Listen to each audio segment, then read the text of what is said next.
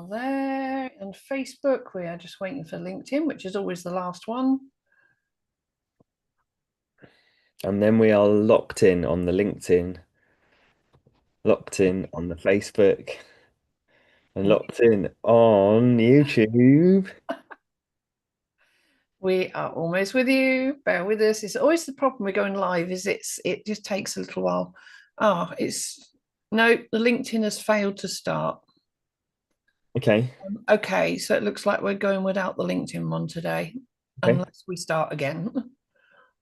No, we're live now, so let's go. Okay, right. So we'll apologize to anybody who hasn't seen us on LinkedIn, but it's not live on there, so they won't know until we post the replay later. And then we'll cut this bit off. Right, here we go.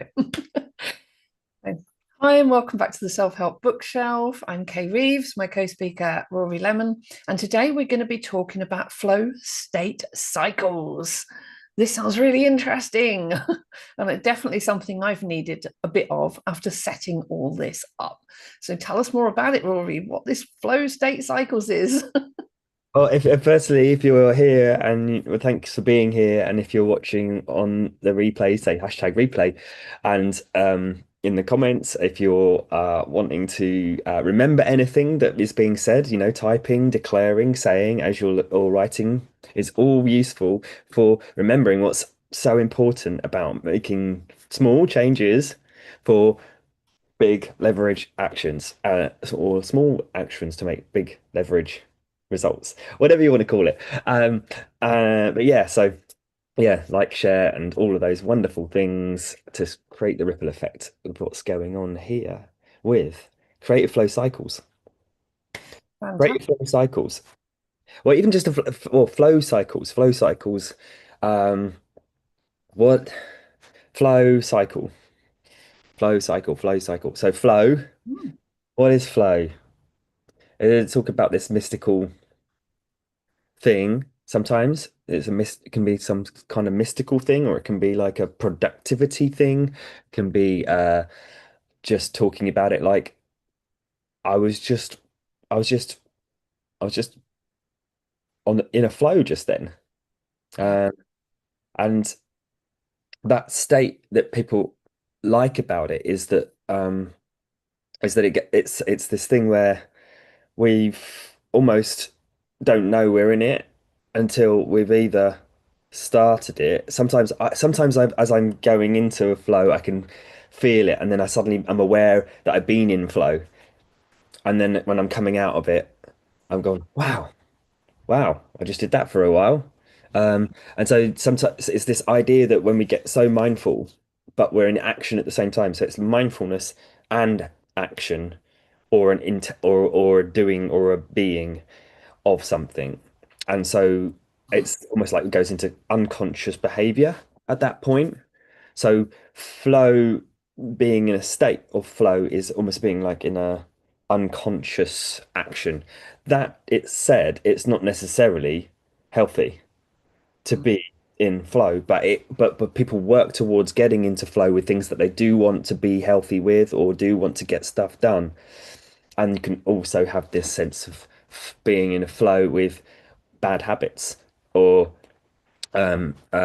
unconscious reactions or subconscious reactions as well. So it's very interesting about what flow is as such, and we often strive for it because it can be addictive in itself to get to want to build up a skill where I can do this thing over and over again without thinking, like getting into a flow with making a cup of tea in the morning, but being able to think of something else. So we're not in flow necessarily with that thought process. Oh, I've got to do this or do that, or I'm upset about this, whilst being in flow with something that we've learned. So it's really about what skills we've learned, where what challenges we are setting ourselves, and how we get there will feel struggly until we suddenly plateau into a state of flow with that level of skill that we have.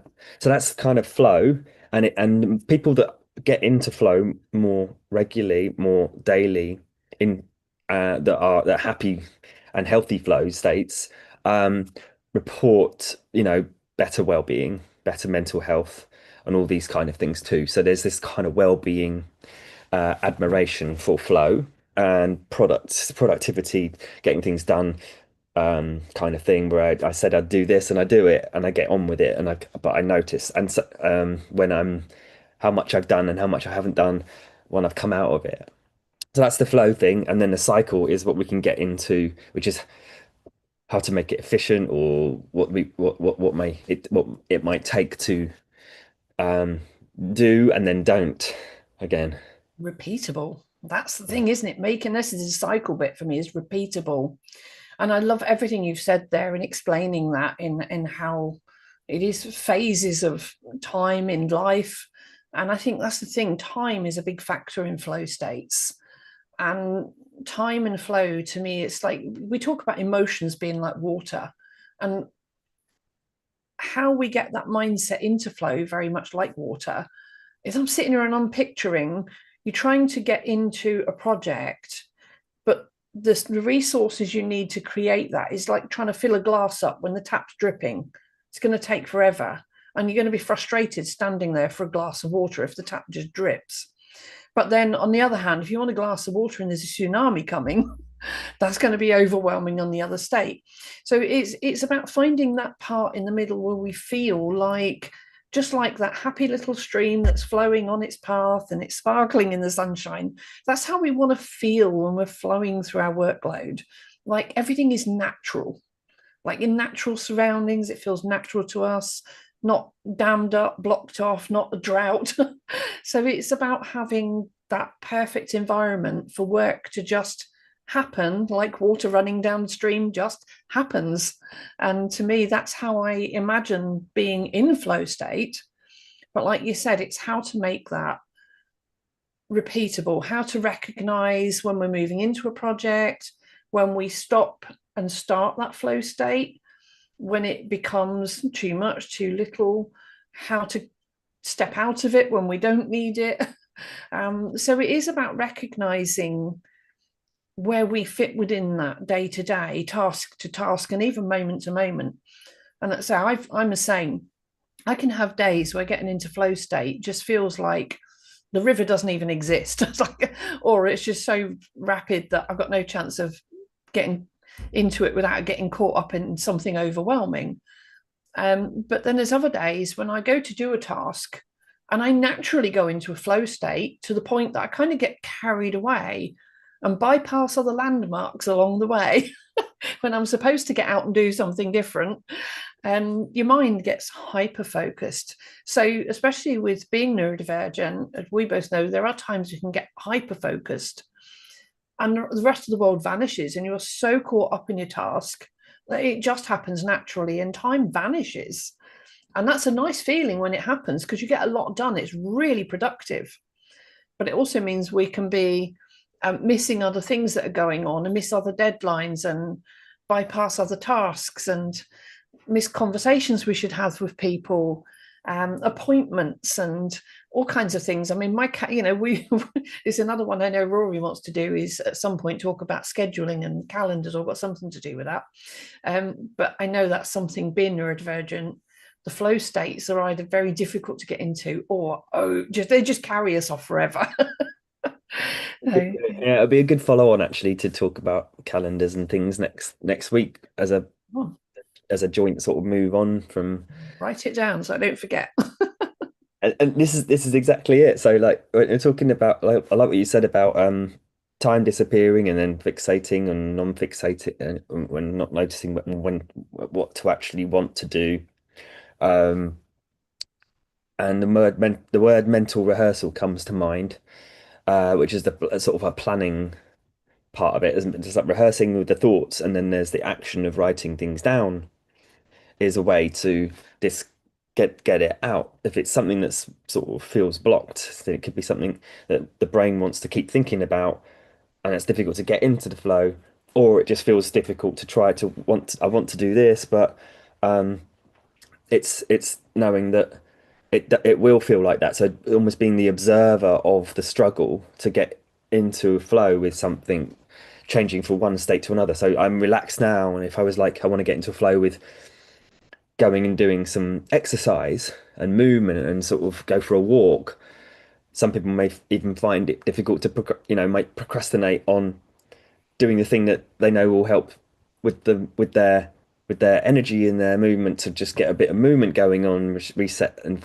go away from a task to come back to it after a flow of it, but feel like, oh, I must get this done and just power through, or whatever the words are to do with the other end of the flow cycle, which is the knowing when to quit whilst ahead sometimes, or just if it feels like it's a push or a struggle, it's that moment to go, I'm stepping out now.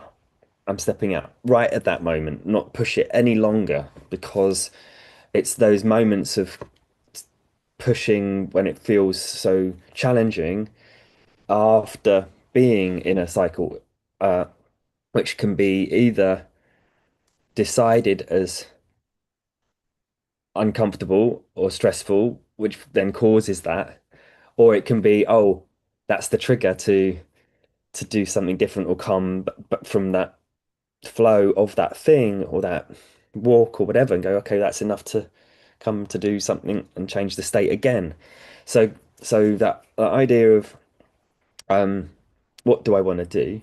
Empty to planning to picking something to, um, working into it, which will feel like a challenge because our logic brain and our ego consistently compares and makes meaning of the work whilst we're doing it until we get into flow, which is when we let go of it because we've got into both physical, neurochemical, whatever you want to call it, physical, emotional, and mental momentum of that flow.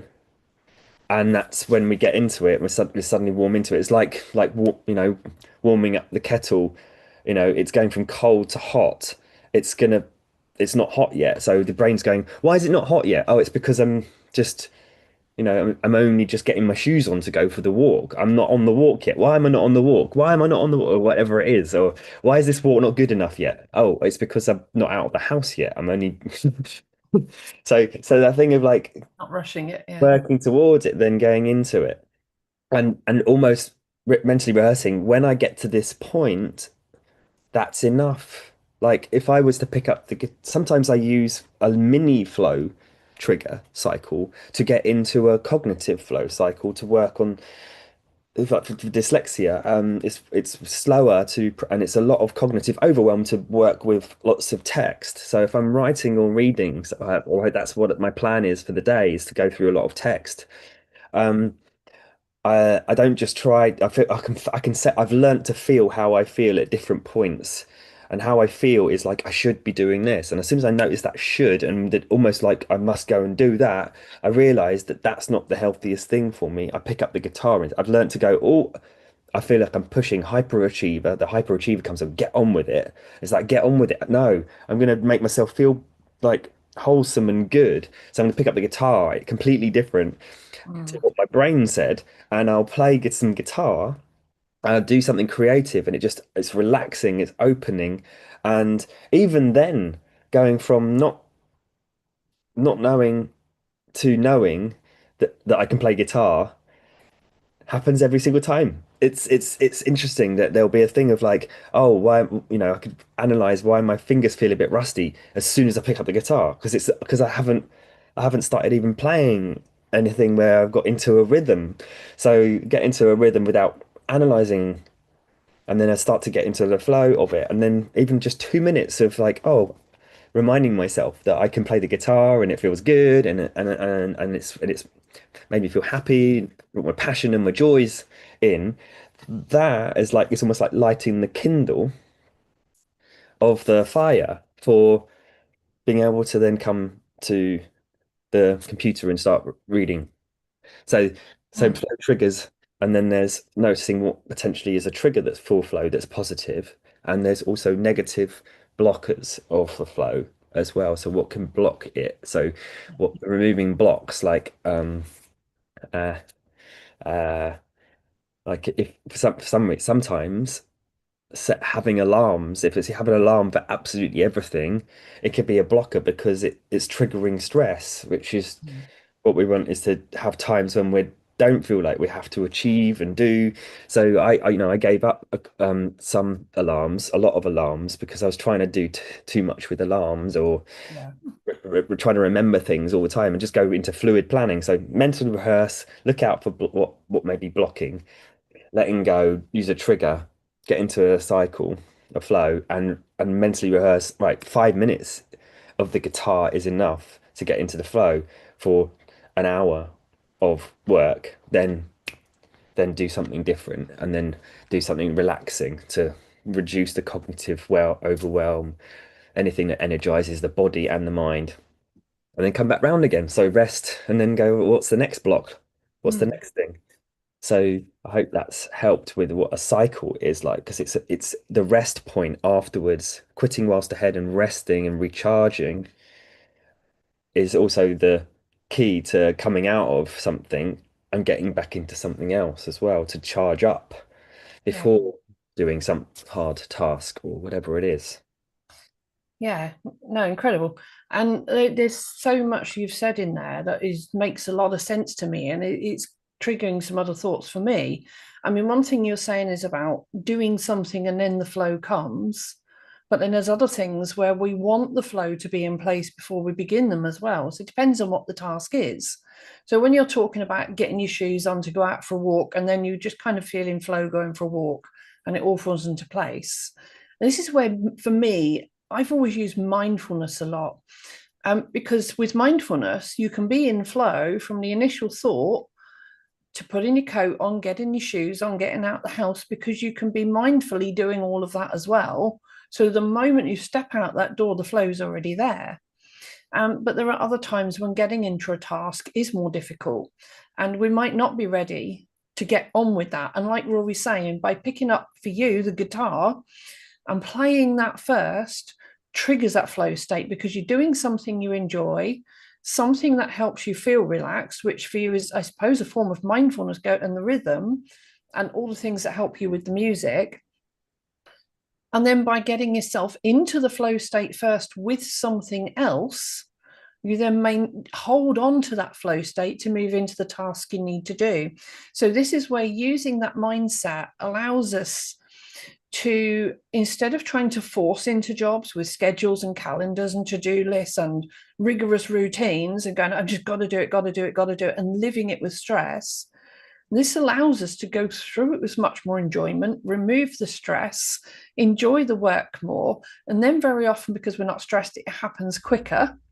And especially this, we're not talking neurotypical here, but when it neurodivergent as well, there is this thing, and especially with autistic spectrum, where I learned this quite young with my son, and it's all to do with the dopamine. A lot of people in neurotypical world will do a task and then reward themselves. Right, now I've done that, I'll go and do this to reward myself. But with a lot of neurodivergent people, the brain does not produce enough of the right chemicals to get us into that flow state to start with, unless we do something we enjoy first. So it can feel a lot like procrastination and avoidance. So if you've watched anything before where we've talked about them in abundance, this is about how we can get that procrastination and avoidance into recognizing the need for the dopamine first, or actually more likely the serotonin, the oxytocin, the things that get us past the reward and excitement and into that calmer place where we feel nurtured and ready to get on with something, and actually using that information to consciously move into that flow state and not feel like it's this state that we can never achieve. We can't get into that. Everything's in the way. The world's overwhelming. We haven't got the potential for it. You know what? We have more potential than we know once we know how to manage that shift into that mental state. And even coming on here today, like I'd set all this up earlier. Rory, going to be very vulnerable here. Rory had got in his own flow state and hadn't heard me trying to ring him and completely missed 11:30, which we were going to do. So by the time I'd given up and turned it all off and gone off to do another job, Rory then messaged me and said, right, I'm ready now. So I'd come back to set it all up again. So the second time I set it up, my brain's then getting overwhelmed. So once we'd set everything up, I had to then go and take a minute to walk around, do some tapping, drink some water, and just allow that pressure to remove. Allow that pressure to remove. We did some little power bits, and then that's it. We're ready to come again. But it's being able to consciously do that, to do it within a minute or two, rather than walking away and not coming back for hours, which in the past I would have done. I would have avoided tasks for hours because I wasn't ready to move into that flow state. And I hadn't understood about the ADHD. I hadn't understood about the flow states. Now, understood about my emotions, the emotional cycle, the awareness, and all of that. And I know that there are a lot of emotions that very often become barriers as well. So if you're still finding flow state difficult and it's emotional barriers, that's my expertise. Give me a shout out, come and talk to me. But for everything else, if you're on a more creative side of life and you're trying to build a business and trying to get into flow state more frequently because of running a business, for example, or a creative project, then absolutely contact Rory because this is our topic.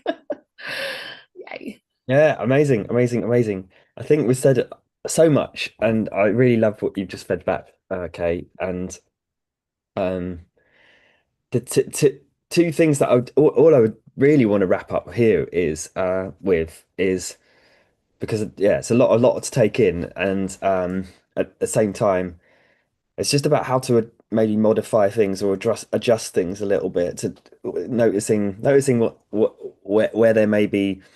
Am I not starting, or am I stopping before I'm actually getting to a flow state, or am I staying in the flow state for too long, or am I not actively recovering and recharging back out of it, and or letting go of things and planning for the next bit. All those different elements to it within a process. Just like to remind that there's two things that come up. The dopamine thing is really interesting because it's kind of there, but it's almost like it's a short with more ADHD brains. It's like a short sort of spark, so it's only a little bit, and it may be not enough to do something big, but it's enough to do lots of small things. And so that's sort of like how to either save it all up, just stop for a moment and charge up and mentally rehearse and to almost charge that dopamine up for something longer and bigger than trying to do smaller things. Or if it's just like a cognitive overwhelm, then that's a sign that it needs to take a step back rather than try to move forwards. The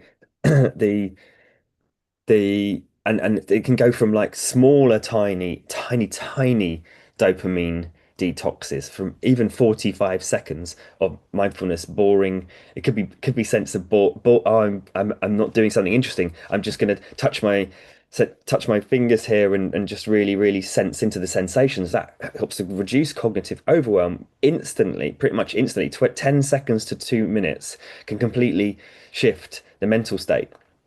And but it can also seem boring, like or just like it's taking me away from what I should be doing.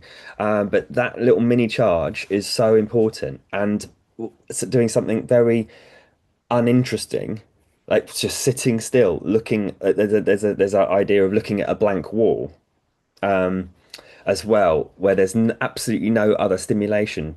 Even just that for a minute can really help to completely come back to like, oh, I'm now sensitized with less information than before, but building up to I'm only sensitized by this much information or this much idea of reward. And so like taking away the focus and calming down and resetting is really important mentally. And then there's the other piece to that puzzle is checking in with the body, because it's actually the mind can shift so quickly that we can forget to look after the body within these processes, and whether or not the body's had like enough charge. That can be a shower, it can be salts. We need salts like magnesium and calcium and sodium, or to fire our nerves and muscles. So things like salt baths or things like that can really help to really actively recover. And there's so many different ways to actively recover, which actually recharge the body, grounding and breathing. That breathing obviously does mental, emotional, and physical, metabolic. So it's always a great one to come back to remind. But just remembering that when was the last time I charged up my body with something, or do I start with my body? And depending on where someone's at with their healing processes, they may need to be doing a lot more rest and recover before trying to do mental stuff. Um, but that flow trigger is a great one. The last piece I'll round up on is that it can be so quick. It can literally be quick, like the tapping, like 2 minutes of tapping for a more stronger emotional problems or issues or the difficulties or a thought process or a belief, and just being with the belief, accepting it, acknowledging it, and then shifting back to what's the new story. Um, but this last piece on the cards that I put together here were to like for me to get into flow with being in a social environment, coming from my outside the party or the event state to inside the party or the event state where there's a lot of people, a lot of things where I wouldn't want to drink anymore, which would be a crux to then before it would be a crux and switch off my um caring muscles, as it were, and just not care, and everyone becomes a friend, or it's just easy and relaxed. Whereas when that isn't there anymore, I would use these cards to pick one and go, okay, or even get someone else to pick one, and then I'd go, oh yeah, um, The trust. I would process. emotionally reminding myself of one of my highest level values immediately takes away any other focus of that I'm that I don't trust. Oh yeah, I was just trusting in my lack of trust. I was trusting in something else that I didn't want to happen, and now I've just reminded that trust is always there, and it's all made up by the mental stories. So, and it's organized to black. We're just talking about organizing flow states, and in a way, organizing our trust that we can grow and look after well-being and productivity. So as soon as I see that, I'm brought back into a state of balance mentally, which can then completely shift things straight away. Like literally focusing out sometimes is useful, sometimes focusing in is useful. So yeah, yeah. Oh, fantastic, Rory, and thank you. I know we're going to do a slightly shorter episode today. This is a little bit different doing it on a Tuesday for us, but I was in the middle of traveling to London yesterday. Took a trip down to the Shard, got into flow state yesterday myself with networking and meeting some people with regards to work that I may potentially get helping the foster care system. I'll see what I can do there to assist children who really, really need it. So it's me getting into flow state for work yesterday. Hence we're a day late. But no, thank you for joining us today and watching live. And honestly, so much useful there today in that, we want to know from you what you get from this. Is there anything that's made you think, oh, yes, I did know that, but I need to put it into practice? Is it something you didn't know? And you're like, that's a new idea or a new concept. I'm going to go away and try it out. What are you going to try it on? So let us know how this helps you as well. And if there's any other topics you want us to bring to the High Leverage Actions podcast, we'd love to hear from you in ideas that you have as well. But for me, I've got lots more to get into flow for this afternoon. And I love what you said as well about doing lots of little things. And I get days like that where it's like, all I can do is 10 minutes and I have to walk away 10 minutes. And sometimes I can get a lot more done by doing little 10 minutes of tasks than I can if I try to crack on with something for an hour and then I end up, my head can shut down for a whole day almost. Other days I can get up and get on for a good 12, 15-hour day. And it varies. So again, this is for us, it is everybody's different. Everybody's brain processes differently. And again, when you were saying about the dopamine bit, there was a lady I was watching the other day on YouTube. I think it's ADHD in a nutshell or something. Um, but yeah, she was talking about how with ADHD particularly, and I know this goes a lot with the autism or other neurodivergent other neurodiversities as well. My brain losing out of flow state there for a moment. Um, Apparently what happens is, well, the neurotypical response is that your thoughts kick in and the emotions kind of come with it. But with ADHD, the emotions kick in before the cognitive function in the prefrontal cortex. And that is why we can get emotional overwhelm, either overly angry, overly excited, overly motivated when we get in the power state, or we can get overly depressed. And so the emotions are really kind of dysregulated because they hit before the thoughts that are accompanying them. What we need to do is better find a way to manage those emotions, hold them back a little bit, and allow the thoughts to catch up. And then it flows more together. And this is where the various strategies that we've talked about today, plus the mindfulness, can all help to regulate that. So if you're somebody who does find life a bit all over the place, then again, I'd reach out to myself or to Rory. We've both got strategies that can help. If either of us feels like the other would be a better fit, we're more than happy passing over to each other as well. But we're here to help you, especially through the High Leverage Actions podcast. So thank you all for listening in today about flow state cycles. Let us know what you got from it. And we're back next week with something about calendars and scheduling and reminders and organizing and kind of looking at some of those more strategic ways of managing flow without it being too rigid and rigorous, or how to support it for those who like that rigid, rigorous routine. Who knows? Well, everybody's different. So thank you ever so much today, Rory. That's an incredible topic today. And that went really lovely. I really enjoyed that. Thank you. And we'll see you all again next week. Brilliant. Have a great one. Bye bye.